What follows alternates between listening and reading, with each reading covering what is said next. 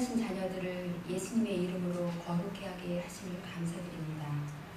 이 시간 각 사람에게 주시는 말씀을 기쁨으로 채우시며 은혜의 자리로 인도하심을 감사합니다.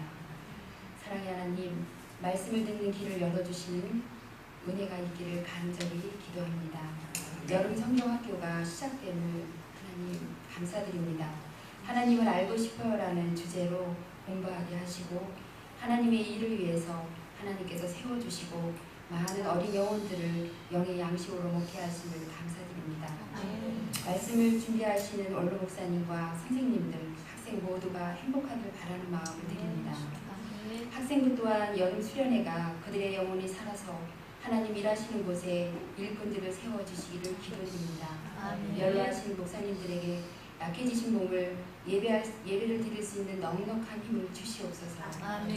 건강을 위해 치료 중인 지체와 환경의 변화를 주님께 맡기는 성도님들, 전능자이신 하나님만을 의지합니다. 모든 과정의 주인이 되시는 하나님, 주의정 목사님을 사랑하시고 말씀으로 길을 보게 하시며 말씀으로 진리를 알게 하시고 말씀으로 참 생명을 오늘도 먹이시는 능력을 주심을 감사를 드립니다. 이 모든 말씀을 예수님의 이름으로 기도드립니다. 아멘.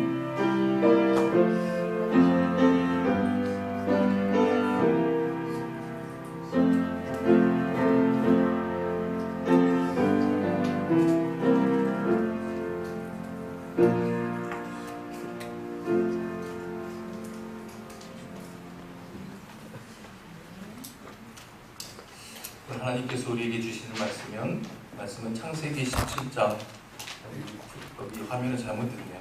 15절부터 19절까지 말씀입니다. 창세기 17장 15절로 19절, 한 목소리로 공독해 보겠습니다. 시작. 하나님이 또 아브라함에게 이르시되 내 아내 사레는 이름을 사레라 하지 말고 사라라 하라. 내가 그에게 복을 주어 그가 내게 아들을 낳아 주게 하며 내가 그에게 복을 주어 그를 여러 민족의 어머니가 되게 하리니 민족의 여러 왕이 그에게서 나리라. 아브라함이 엎드려 웃으며 마음속으로 이르되 100세 된 사람이 어찌 자식을 낳을까? 사라는 90세니 어찌 출산하리요 하고 아브라함이 이에 하나님께 아뢰되 이스마엘이나 하나님 앞에 살기를 원하나이다. 하나님이 이르시되 아니라 내 아내 사라가 내게 아들을 낳으리니 너는 그 이름을 이삭이라 하라. 내가 그와 내 언약을 세우리니 그의 후손에게 영원한 언약이 되리라. 아멘.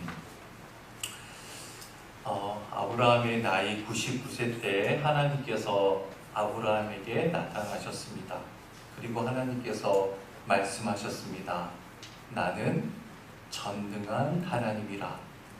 너는 내 앞에서 행하여 완전하라. 전능한 하나님, 이 말은 히브리 말로 뭐라고 했어요? 엘 샤다이. 다 같이 엘 샤다이. 그렇습니다. 엘 샤다이, 전능하신 하나님이자 충족하신 하나님이 무에서 유를 창조하실 정도로 충분하시고 충족한 능력을 지니신 엘샤다이 하나님께서 아브라함에게 말씀하시는 거예요. 더 이상 너 이름을 아브람이라고 하지 말고 이제부터 아브라함이라고 해라. 그리고 내가 너를 큰 민족을 이루게 해주겠다 라고 하는 그 약속은 영원한 언약이 되게 해주겠다.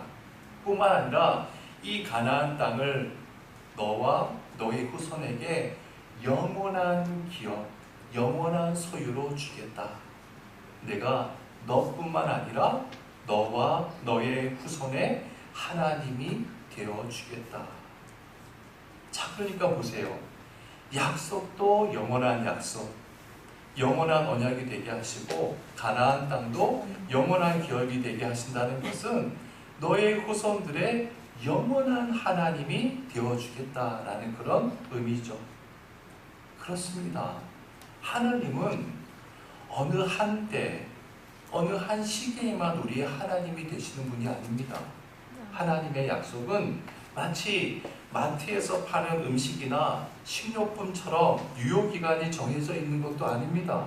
하나님의 약속은 모두 영원한 언약의 말씀입니다. 자, 그러면서 하나님께서 아브라함에게 무엇을 행하라고 하죠? 10절 말씀 봅시다. 10절 한 절 복습해 볼까요? 시작. 너희 중 남자는 다 할례를 받으라. 이것이 나와 너희와 너희의 후손 사이에 지킬 내 언약이니라. 너는 할례를 받으라. 할례는 하나님의 언약의 표시, 즉 그 언약을 믿는다는 마음, 그 믿음을 몸에 새기는 표징이라고 했죠.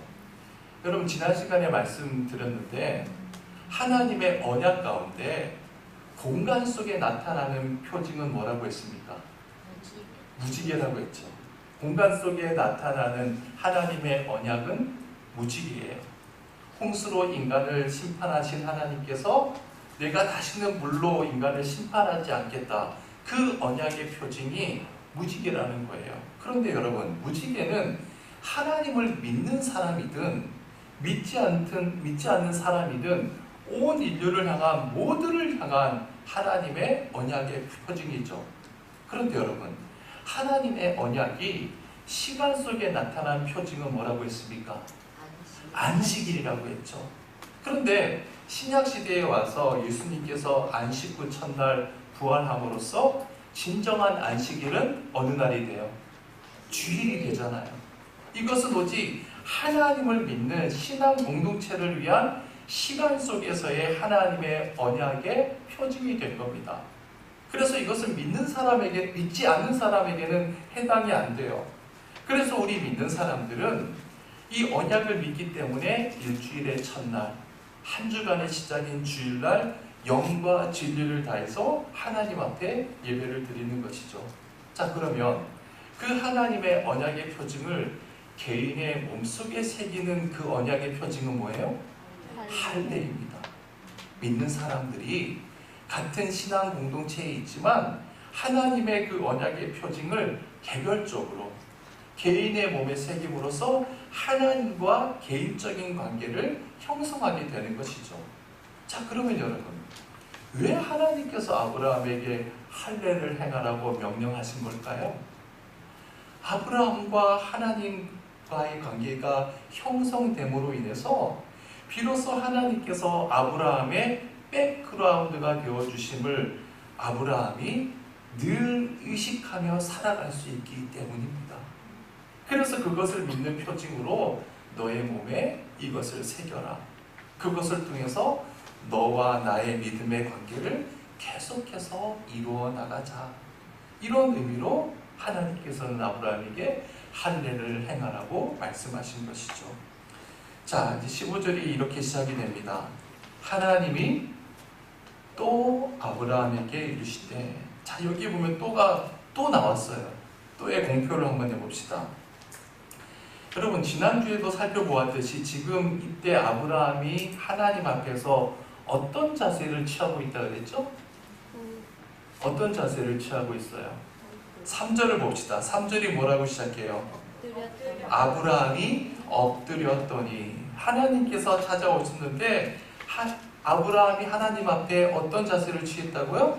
엎드렸습니다. 부복했다는 거예요. 그랬더니 3절을 또 계속 보면 아브라함이 엎드렸더니 하나님이 또 거기 공표 쳐져 있나요? 네. 공표를 쳤죠. 그에게 말씀하여 이르시되, 엎드리니까 하나님의 말씀이 또 아브라함의 심령 속에 흘러내린 겁니다. 또 9절을 봅시다. 9절. 하나님이 또 아브라함에게 이르시되, 또에 또 공표가 쳐져 있죠. 아브라함은 계속해서 하나님 앞에서 엎드린 상태로 낮은 자세를 취하고 있는 겁니다. 그랬더니 하나님의 말씀이 계속해서 흘러내립니다. 이제 본문 15절로 돌아와서 하나님이 또 아브라함에게 이르시되, 자, 그러면 3절에 또, 9절에 또, 15절에 또를 다 연결해 보세요. 줄로. 자, 보세요. 우리가 창세기 17장을 공부하면서 계속해서 확인하고 있는 게 뭐예요? 하나님과 우리의 관계가 어떠해야 하는지 보여주고 있는 것이죠. 하나님 앞에서 우리가 낮고 낮은 겸손한 마음을 지닐 때에만 그 하나님의 말씀이 우리의 마음속에 고이게 되고 그 말씀이 우리의 삶 속에서 능력으로 역사하는 것을 확인하게 된다는 겁니다. 여러분, 누가 제일 행복한 사람일까요? 저는 요즘에 그런 생각을 많이 하게 됩니다. 누가 가장 행복한 사람일까? 말씀 가운데 거하는 사람 아닙니까? 왜요? 왜 그럴까요? 하나님의 말씀 속에 살아가는 사람만 인생을 허망하게 갉아먹지 않거든요. 여러분, 모든 사람들이 똑같은 인생을 살다가 왜 마지막 날 끝날 때 대부분의 사람들이 후회할까요? 인생을 갉아먹어서 그런 거 아닙니까? 여러분, 인생은 결코 짧지 않습니다. 허망하게 갉아먹는 사람에게는 100년을 살아도 그 인생은 무의미하기만 해요. 그러나 영원하신 하나님 말씀 안에서 매일매일의 삶을 영원한 진리로 건져 올리는 사람에게는 아무리 짧은 인생도 충분합니다. 그리고 그 열매는 영원 속으로 이어지는 것이죠. 따라서 하나님의 말씀 속에 사는 사람보다 더 행복한 사람은 없는 것 같아요. 그래서 시편 기자가 시편 119편 105절에서 뭐라고 고백했습니까? 시작! 주의 말씀은 내 발의 등이요 내 길의 빛이니이다. 여러분, 이 말씀을 뒤집으면 어떤 의미가 될까요? 말씀이 없으면 내 발은 엉뚱한 데로 갈 수밖에 없고 결국 바른 길을 찾지 못한 내 인생은 미몽 속에 헤매다가 끝날 수밖에 없다는 의미 아니겠어요? 여러분, 제가 이 말씀은요 어린 시절부터 잘 알던 하나님의 말씀이에요. 아마 초등학교 때부터 이 말씀을 암송하고 되뇌고 그랬던 것 같습니다. 그런데 나이가 점점 들어갈수록 이 말씀이 제 해부를 찔러요. 그리고 이 말씀의 깊이가 점점 더 깊어짐을 느낍니다. 제가 젊은 시절에 제멋대로 방황했던 그런 시절이 있었거든요. 그리고 신학교를 가기 직전에 주님을 인격적으로 만나게 되었습니다. 그런데 생각해보면 제가 주님을 만난 게 아니라 주님이 저를 사로잡아 주신 것 같아요. 그리고 벌써 30년이 쭉 흘렀어요. 제가 1995년에 신학교에 입학했으니까 이제 30년이 지난 거죠. 그래서 제 인생을 되돌아보면 만약 그때부터 하나님께서 당신의 말씀으로 저를 붙잡아 주시고 제 발에 등이 되어주시고 제 길에 빛이 되어주시지 않았다면 그 방황하던 시절 허망하게 그 모든 시간을 다 흩날려 버린 것처럼 지난 30년이라는 세월도 모두 산산조각 흩날려 버렸겠죠. 하지만 하나님께서 내 인생의 표대가 되어주시고 내가 어디로 가야 될지 말씀으로 내 갈 길을 밝혀주셨습니다. 따라서 이 말씀이 얼마나 감사한지 이루 말할 수가 없는 것이죠. 여러분, 중요한 것은요, 이 말씀이 멀리 있지 않다는 겁니다. 이 말씀은 항상 우리 곁에 있습니다. 따라서 우리가 낮은 심령을 지니느냐 지니지 않느냐 그 차이밖에 없는 것이죠. 아브라함처럼 하나님 앞에 내 심령을 부복하기만 하면 내 곁에 와 계신 이 말씀은 내 심령 속으로 계속해서 흘러내리게 되는 것입니다. 자, 15절 말씀 다 같이 읽어볼까요? 시작! 하나님이 또 아브라함에게 이르시되 사례는 이름을 사례라 하지 말고 사라라 하라. 자, 아브라함의 아내 이름은 본래는 뭐였어요? 사례였어요. 그런데 이제부터 더 이상 사례라 하지 말고 앞으로는 사라라고 해라. 히브리 말로 이 사례는요, 이 사르라고 하는 단어에서 파생이 됐습니다. 한번 따라해 보세요. 사르. 거기다 한번 적어보세요. 사르는 지배자라는 뜻입니다. 사르가 뭐라고요? 지배자. 그런데 하나님께서 다시금 주신 이름이 사라예요. 성경 밑에 여러분 줄 안에 뭐라고 되어 있습니까? 여주인. 근데 여주인 말고도 귀부인 그리고 왕비라는 뜻도 있어요. 여주인, 귀부인, 왕비. 사라의 뜻이 어떤 뜻이 있다고요? 여주인, 귀부인, 왕비. 자, 여러분 저 보세요. 아브라함이 살던 시대에는 그 군동 지방에서 사르, 이 사레라는 이름의 뜻이 지배자라고 하는 뜻이라고 한다면 여러분 한번 생각해 보세요. 여자가 지배자가 되려면 어떻게 해야 되겠습니까? 그 당시에 지금처럼 무슨 여자 장관이 있습니까? 여자 국무총리가 있습니까? 여자 대통령이 있습니까? 그러면 당시 여자가 지배자가 되는 경우는 하나밖에 없어요. 여러분 당시에는 재산이 뭐가 가장 큰 재산인가요? 자녀가 많은 거죠. 자식 많이 낳는 거예요. 자식이 많아야 부자고 지배자가 되는 겁니다.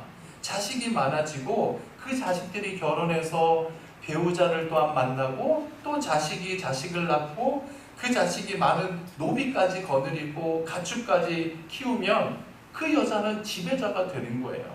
그런데 사례는 지금까지 자녀가 있어요, 없어요? 하나도 없어요. 아예 한 명 낳지 못했어요. 그래서 하나님께서는 그런 이름 쓰지 말고 이제부터 여주인, 왕비라는 이름의 사라라고 해라. 여러분, 아브라함도 똑같잖아요. 그죠? 아브라함의 원래 이름은 뭐예요? 아브람. 아브라함의 뜻이 뭐예요? 존귀한 아버지잖아요. 여러분, 아버지가 존귀한 아버지가 되려면 자식이 있어야 존귀한 아버지가 될 수 있는 거 아닙니까? 자식이 없으면 남자 여자가 결혼해서 그냥 평생 남편일 뿐이지 아버지는 될 수가 없어요. 그런데 아브라함도 자기 정실 부인과의 사이에서 자식 하나 낳지 못했잖아요. 그래서 하나님께서는 이제부터 더 이상 아브라함이라고 하지 말고 아브라함이라고 해라.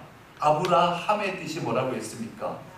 많은 무리의 아버지, 열국의 아버지라고 했죠. 무슨 뜻일까요? 인간의 인생이 존귀해진다고 하는 것은 절대로 너희들의 노력으로 되는 것이 아니라 하나님께서 함께 해주셔야 된다는 거예요. 그래야만 그 인생이 존귀해질 수 있다는 겁니다. 사라도 마찬가지죠. 하나님께서 사라와 함께 해주실 때에만, 하나님의 복을 받을 때에만 존귀한 인생이 될 수 있는 것이죠. 자, 그래서 16절을 봅시다. 16절 함께 읽어볼까요? 시작.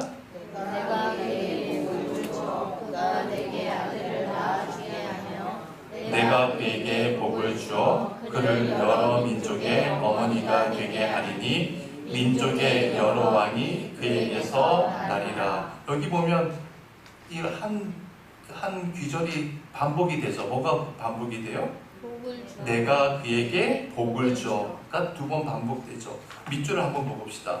내가 그에게 복을 주어. 내가 그에게 복을 주어. 하나님께서 아브라함에게 말씀하시기를 내 아내에게 내가 복을 줄 것이다. 내가 복을 줄 것이다. 두 번이나 반복해서 강조하고 있습니다. 여러분, 하나님께서 인간을 창조하실 때 어떻게 창조하셨죠? 당신의 모습, 당신의 형상대로, 당신의 품성대로 남자와 여자를 창조하셨잖아요. 그리고 제일 먼저 하신 게 뭐예요? 창세기 5장 1절 하반절로 2절 말씀 봅시다. 시작. 하나님이 사람을 창조하실 때에 하나님의 모양대로 지으시되 남자와 여자를 창조하셨고 그들이 창조되던 날에 하나님이 그들에게 복을 주시고 그들의 이름을 사람이라 일컬으셨더라. 하나님께서 사람을 창조하신 직후에 가장 먼저 하신 것이 뭐라고요? 복을 주신 거예요. 하나님께서 복을 주심으로 사람이 된 겁니다. 바꾸어 말하면 하나님의 복 속에 있지 않으면 사람이 될 수가 없다는 거죠. 여러분, 그렇습니다. 하나님 앞에서 사람이 되면 좋은 아버지가 됩니다. 하나님 앞에서 바른 사람이 되면 좋은 어머니는 절로 되는 거예요. 사람이 되면 좋은 대통령, 좋은 공직자가 될 수 있습니다.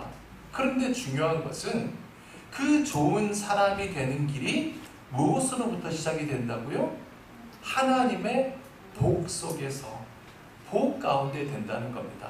따라서 하나님을 믿는 사람들이 하나님의 복을 사모하고 하나님의 복을 강구하는 것, 기복, 이것은 조금도 이상한 일이 아닙니다. 따라서 우리는 매일매일 하나님의 복 속에 살아가기를 강구할 수 있어야 돼요. 하나님의 복 없이 짐승같이 살 수밖에 없다는 것을 하나님 앞에서 겸손하게 고백할 수 있어야 하는 겁니다. 문제는 뭐예요? 기복주의가 문제죠. 기복신앙이 문제예요. 여러분, 기복주의가 뭐예요? 하나님보다도 복을 더 중요시하는 것이죠. 가령 아이가 생일날이 되어서 아빠가 선물을 사줍니다. 그런데 보세요. 아이들은 선물을 사주시는 그 아빠보다 뭐를 더 소중하게 여겨요? 선물을 더 좋아하고 소중하게 여기죠. 아빠의 선물을 더 좋아합니다. 마찬가지예요. 복을 주시는 하나님보다 복 자체만을 추구하는 것, 그게 뭐예요? 기복주의, 기복신앙이에요. 그런 마음가짐으로는 하나님과 바른 관계가 맺어질 수 없겠죠. 따라서 기복주의는 우리가 철저하게 배격하되 겸손하게 하나님의 은혜를 구하고 하나님의 복을 구하는 것이 바른 믿음의 자세인 것을 잊어서는 안 됩니다. 자, 하나님께서 그 사라에게 복을 주시겠다고 하는 내용이 뭔지 16절을 다시 한번 천천히 읽어봅시다. 16절 시작. 내가 그에게 복을 주어 그가 내게 아들을 낳아 주게 하며 내가 그에게 복을 주어 그를 여러 민족의 어머니가 되게 하리니 민족의 여러 왕이 그에게서 나리라. 자, 지금까지 사라는 자기 태에서 한 명의 아이도 낳지 못했는데 이제 그 태를 통해서 여러 민족이 나올 것이다. 또한 여러 민족의 왕들도 태어날 것이다. 여러분, 하나님께서 사라에게 약속하시는 이 내용 어디서 많이 봤죠? 누구에게 한 약속과 같아요? 아브라함과 약속한 내용하고 똑같아요. 봅시다. 6절을 한번 다시 봅시다. 6절 말씀 시작. 내가 너로 심히 번성하게 하리니 내가 내게서 민족들이 나게 하며 왕들이 내게로부터 나오리라. 자, 보세요. 아브라함에게 하나님께서 약속하셨던 내용과 아브라함의 아내 사라에게 약속하신 내용이 거의 같아요. 여러분, 만약 똑같지 않으면 어떻게 될까요? 똑같지 않으면 심각한 문제가 생기겠죠. 똑같지 않으면 하나님께서는 남편과 아내를 한 몸으로 보시지 않는 거예요. 남편과 아내를 두 개의 별개의 개체로 보는 거예요. 분명히 하나님께서 창세기 2장 24절에서 하나님께서 아담과 하와를 지으시고 둘이 한 몸을 이루시라고 했잖아요. 하나님께서는 남자와 여자를 두 몸으로 보시지 않고 한 몸으로 보신다고 했습니다. 따라서 아브라함한테 하신 약속의 내용과 사라에게 주신 약속은 동일할 수밖에 없는 것이죠. 또한 내가 너희의 몸을 통해서 여러 민족이 나오게 할 것이다. 여러 왕이 나오게 할 것이다. 라고 말씀하신 것은 두 사람을 향한 하나님의 약속이기도 하지만 그들을 통해서 태어날 후손을 향한 약속이기도 하죠. 왜요? 하나님께서 뭐라고 말씀하셨나요? 나는 너와 너의 후손의 하나님이 되리라 라고 말씀했잖아요. 그래서 하나님께서 아브라함과 사라에게 주신 이 약속은 그의 자식인 이삭에게 주신 약속이기도 하고 그 후에 태어나는 야곱에게 주시는 약속이기도 한 것이죠. 자, 17절로 넘어가 봅시다.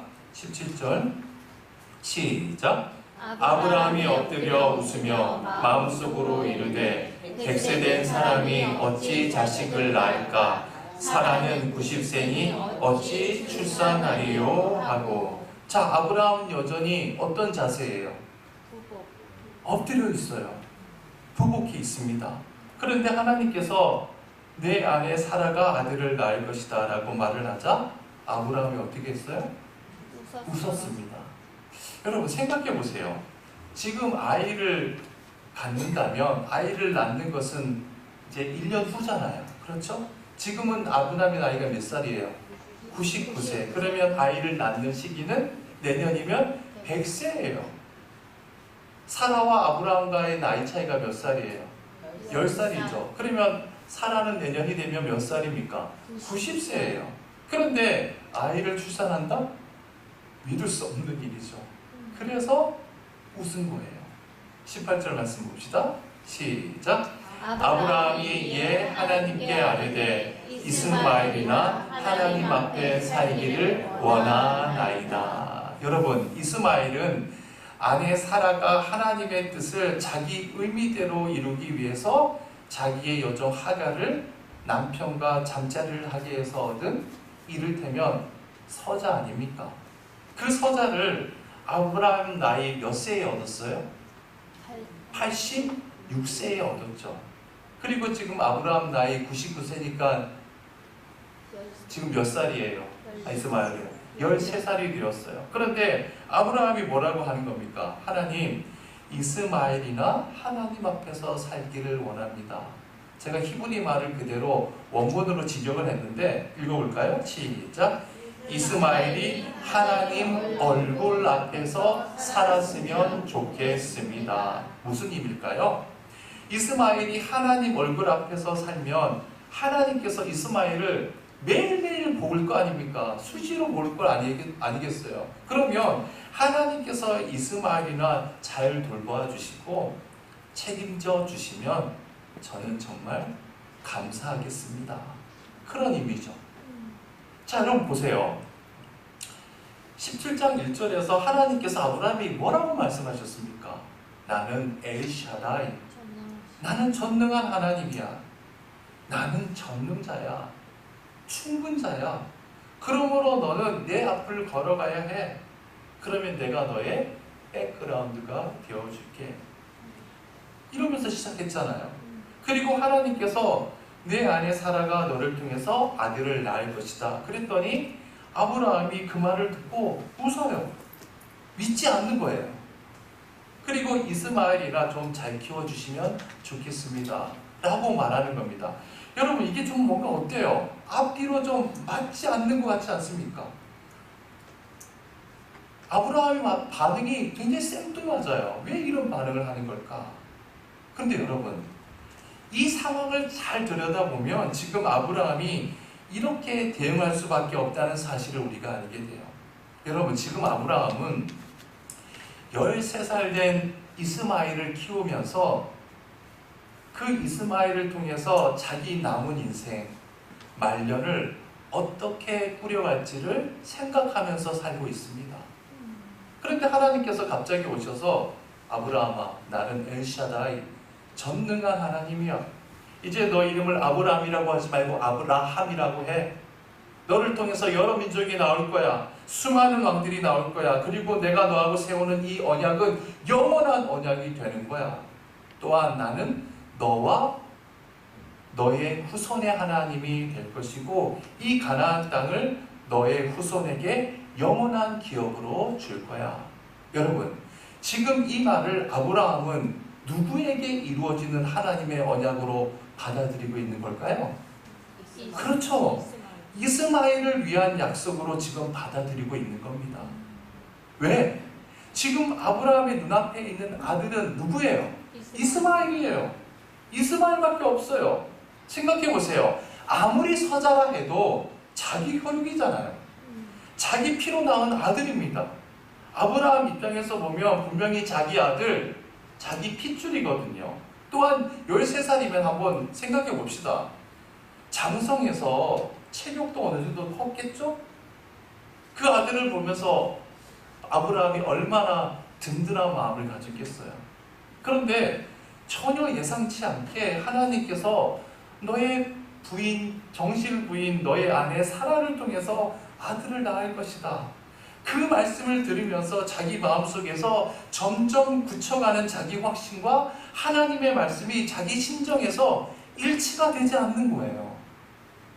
그래서 웃으면서 한다는 말이, 하나님, 이스마엘이나 하나님 앞에서 잘 살면 좋겠습니다. 그러니까 지금 아브라함의 심정을 풀이하면 이런 것이죠. 하나님, 제가 내년이면 100살이 되는 거 하나님 아시지 않습니까? 제 처는 내년이면 90살이에요. 제 처는 지금 생리도 끊어진 상태입니다. 하나님 다 아시지 않습니까? 하나님께서는 이미 13년 전에 저한테 아들을 주시지 않았습니까? 하나님께서 허락하신 이스마엘 이렇게 잘 크고 있지 않습니까? 하나님, 이스마엘이나 하나님께서 잘 살펴주시고 이스마엘을 통해서 하나님의 뜻이 이루어지게 하시면 되지 않습니까? 자, 그러니까 보세요. 지금 아브라함이 전능하신 하나님을 믿지 못해서가 아니라 아브라함을 믿어요. 믿습니다. 문제는 믿긴 믿는데 그 전능하신 하나님을 자기 생각 속에, 자기 틀 속에 가두고 있는 거예요. 이를테면 지금 아브라함은 하나님의 말씀을 듣고 믿음으로 받아들이지만 자기 생각이 만들어낸 하나님의 우상을 붙잡고 있는 것이죠. 그래서 하나님께 이런 반응을 보이고 있는 것이죠. 19절 말씀 봅시다.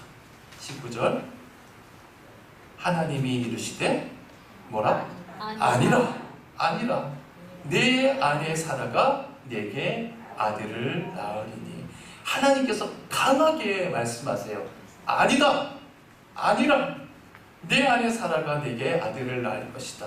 여기서 우리말 아니라 라고 번역된 히브리말 아발은요, 적어보세요. 진실로, 참으로 라는 뜻입니다. 아발의 뜻이 뭐라고요? 진실로, 참으로. 아브라함아, 그거 아니야. 내가 말하는 전능함이라고 하는 것은 그런 거 아니야.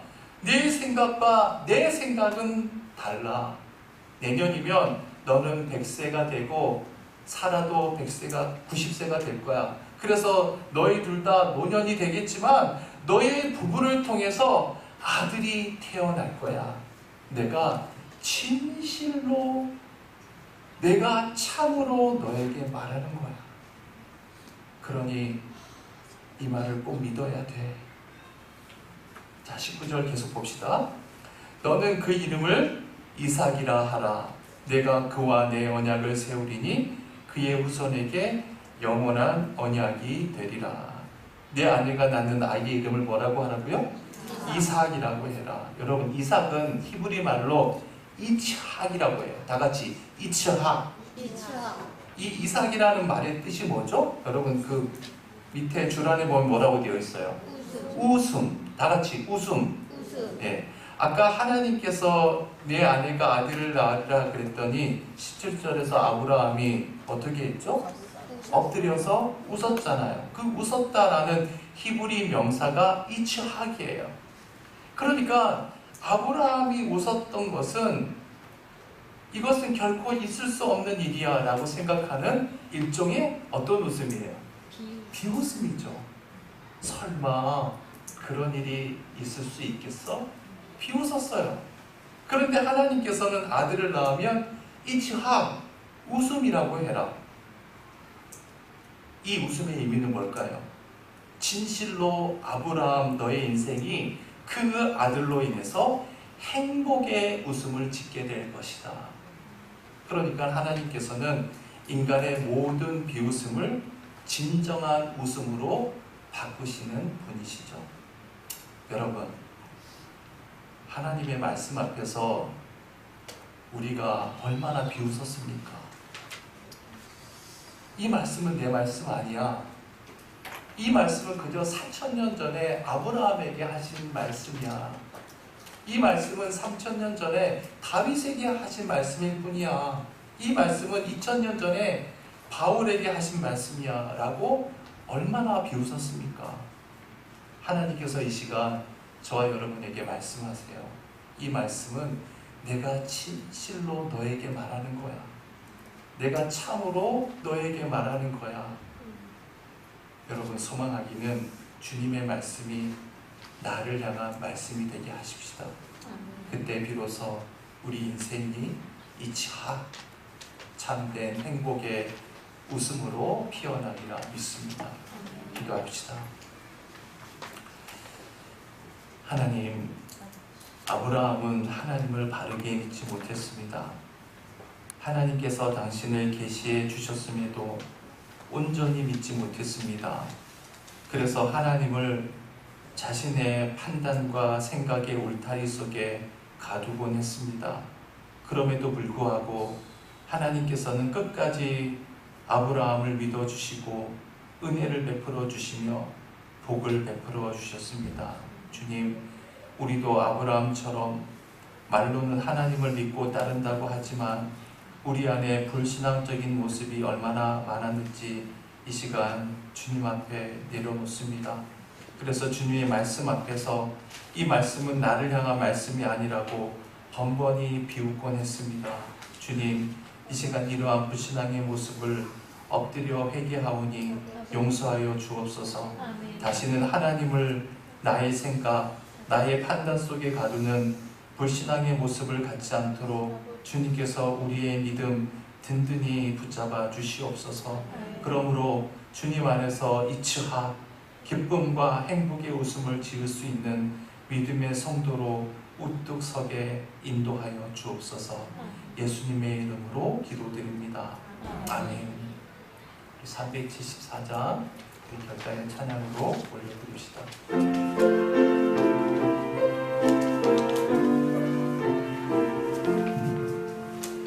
나의 믿음 약할 때에 주가 붙드네. 마귀 나를 빼일 때에 주가 붙드네. 나를 붙드네. 나를 붙드네. 사랑하는 나의 주 나를 붙드네. 우리 구주 아니면 서지 못하네. 나의 사랑 식을 때에 주가 붙드네. 나를 붙드네. 나를 붙드네. 사랑하는 나의 주 나를 붙드네. 나를 미리 보시고 항상 붙드네. 구원 얻은 사랑을 항상 붙드네. 나를 붙드네. 나를 붙드네. 사랑하는 나의 주 나를 붙드네. 나의 영혼 약할 때에 주가 붙드네. 피를 흘려 샀으니 주가 붙드네. 나를 붙드네. 나를 붙드네. 사랑하는 나의 주 나를 붙드네. 하늘에 계신 우리 아버지여, 이름이 거룩히 여김을 받으시오며 나라의 마옵시며 뜻이 하늘에서 이룬 것 같이 땅에서도 이루어지이다. 오늘날 우리에게 일용할 양식을 주옵시고 우리가 우리에게 죄 지은 자를 사하여 준 것 같이 우리의 죄를 사하여 주옵시고 우리를 시험에 들게 하지 마옵시고 다만 악에서 구하옵소서. 내게 나라와 권세와 영광이 아버지께 영원히 있사옵나이다. 아멘.